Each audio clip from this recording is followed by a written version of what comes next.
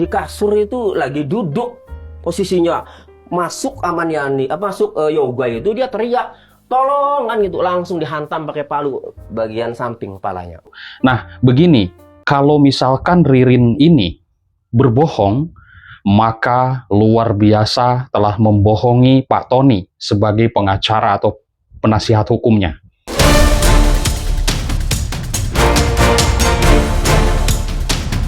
Bagaimana kabar kalian, teman-teman dimanapun berada? Saya update kembali untuk melanjutkan terkait pembahasan kasus Pauman Indramayu, Jawa Barat yang belum juga tuntas sampai saat ini. Di mana di sini kemarin terdakwanya adalah Ririn Rifanto dan juga Prio Bagus Setiawan yang sudah mendapatkan tuntutan dari Jaksa Penuntut Umum. Ririn Rifanto dituntut hukuman mati dan juga Prio dituntut 20 tahun penjara. Di sini ada komentar dan tadi juga ada yang telepon saya, salah satu netizen. Begini, Bang, itu kan Ririn kok kenapa tidak mengakui tapi divonis ya? Ya, tentunya sahabatku dimanapun berada, saya menjawab terkait dengan pertanyaan tersebut bahwa pihak kepolisian itu tidak butuh pengakuan. Karena dengan bukti-bukti yang sudah ditampilkan di persidangan, itu sudah jelas begitu. Nah, begini, kalau misalkan Ririn ini berbohong, maka luar biasa telah membohongi Pak Tony sebagai pengacara atau penasihat hukumnya. Ini luar biasa. Misalkan ya, kita berbicara seperti itu. Kalau jujur, ya itulah lebih bagus. Jujur begini, Ririn kan sama sekali nih tidak mengakui dan juga menolak, membantah apapun yang disampaikan, yang dipertanyakan, baik itu sebelum persidangan dan juga di dalam persidangan. Betul tidak? Ririn ini membantah. Bahkan kemarin juga saya sudah tayangkan di video ini, nanti kalian simak, itu jelas sekali dari pertanyaan wartawan bahwa Ririn setelah dituntut hukuman mati dan dibawa oleh mobil tahanan kepolisian, Ririn Rifanto tetap menurut dia itu tidak benar, Pak. Begitu. Kan wartawan bertanya tuh, gimana Rin nih tanggapannya setelah tuntutan mati? Kau ini kan seperti itu. Tetap Ririn mengatakan itu tidak benar, Pak. Itu bukan, itu bohong. Nah, ini kan sudah fakta persidangan.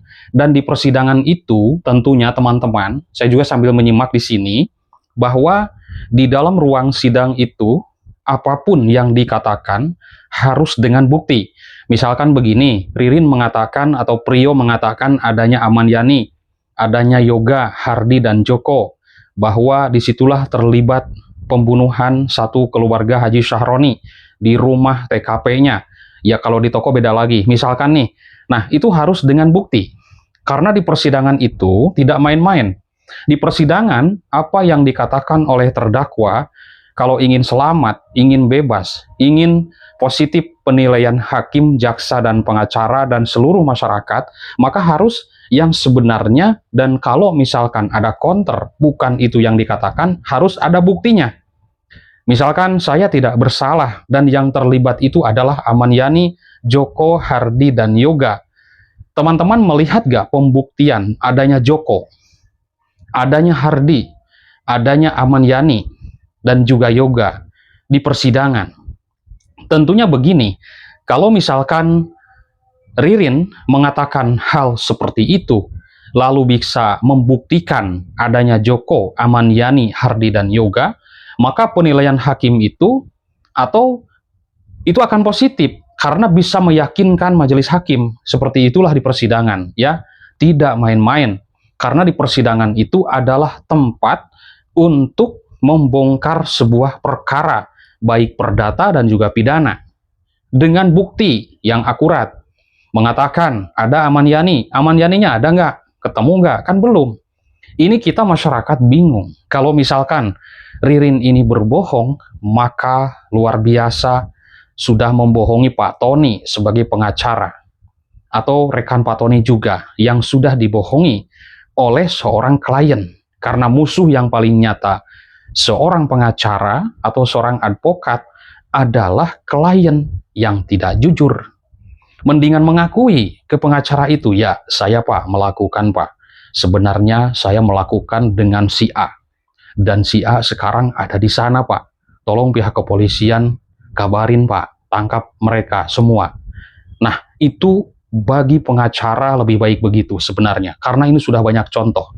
Contohnya si Kang Dano nih di kasus Subang ya, teman-teman. Nanti saya akan putar lagi videonya.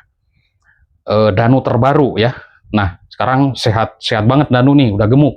Dano, teman-teman, ini mungkin ada netizen kasus Subang ya, di kasus Pauman juga, mengakui di hadapan pengacaranya, bahkan saya sendiri menyaksikan, mendengarkan, dan merasakan di tempat itu di rumah Ibu Lilis, mengakui jujur, iya Bang, saya melakukan.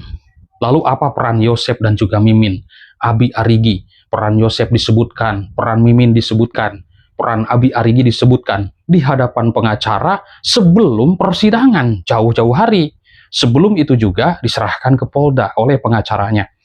Lalu mengajukanlah ke LPSK untuk menjadi justice kolaborator yang membongkar kasus di Subang, Jawa Barat. Itu contoh ya teman-teman, jauh-jauh hari sudah jujur. Bagaimana dengan pengacara? Ya senang dong, ya kan? Senanglah karena sudah jujur.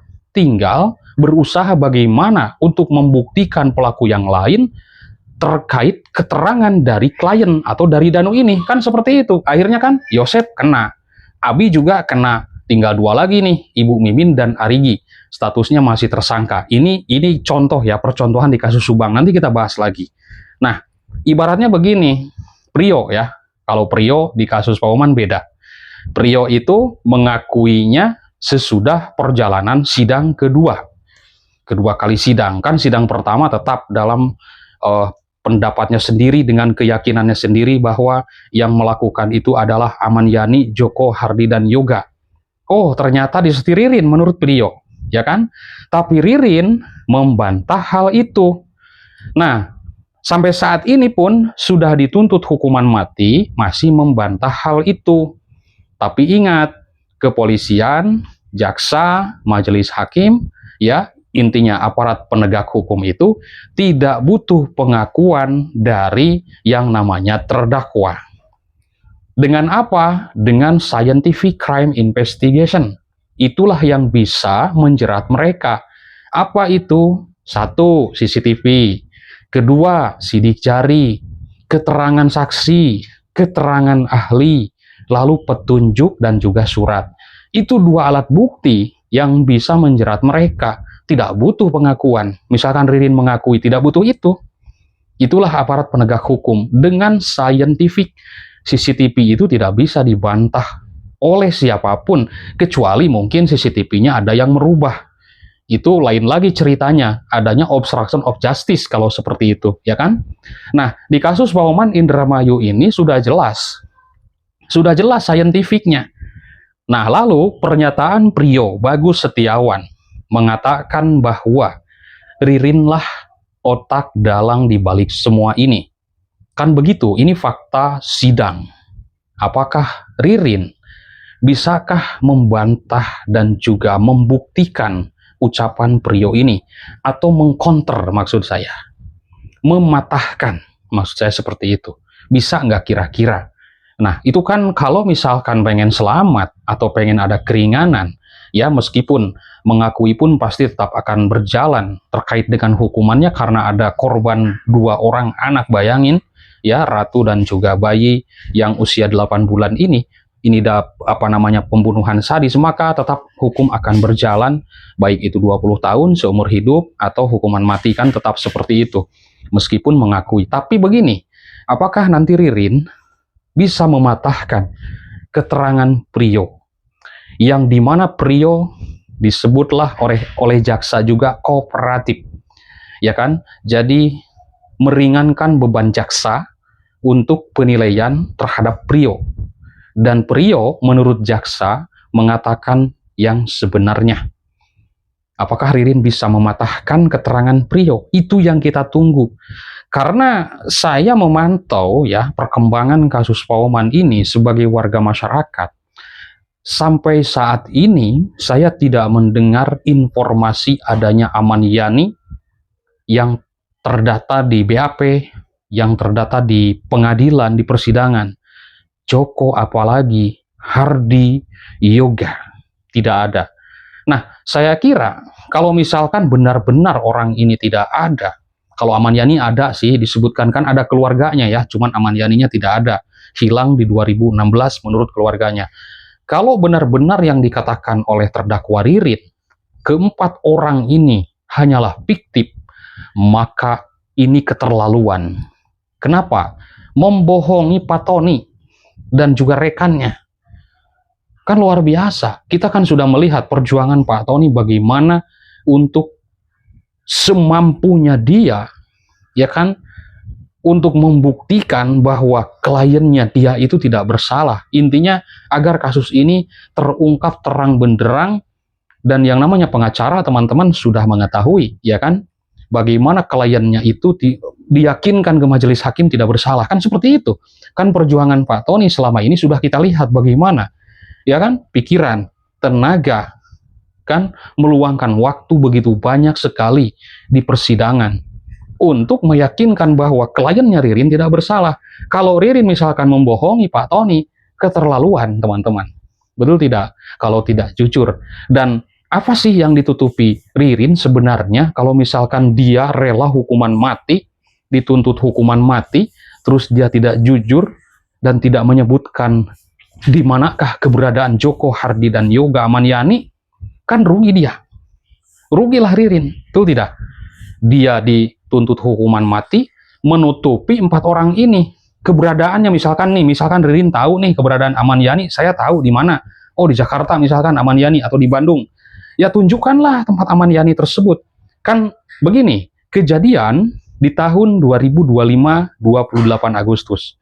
Ahmad Yani hilang 2016. Kalau misalkan Ririn mengatakan Ahmad Yani dalang dan pembunuhnya, berarti ketemu dong. Ya kan? Dan tidak ketemu 9 tahun yang lalu, ketemu lagi nih di tahun 2025. Di rumahnya Pak Haji Sahroni, membantai keluarga itu. Kan itu logikanya teman-teman. Tuh tidak? Nah, berarti ketemu dulu dong. Bisalah ngobrol-ngobrol, bisalah chatting-chatting nomor handphonenya. Kan ini tidak masuk akal juga kalau data-data Pak Haji Sahroni atau keluarga Budi, data Ahmad Yani ada di Ririn. Dari mana dia? Apakah sudah izin keluarga? Apakah Ahmad Yani ini masih ada atau tidak ada? Luar biasa kasus Pak Oman ini, memang menguras pikiran dan otak kita, ya kan? Oke, mungkin itu saja pada kesempatan hari ini.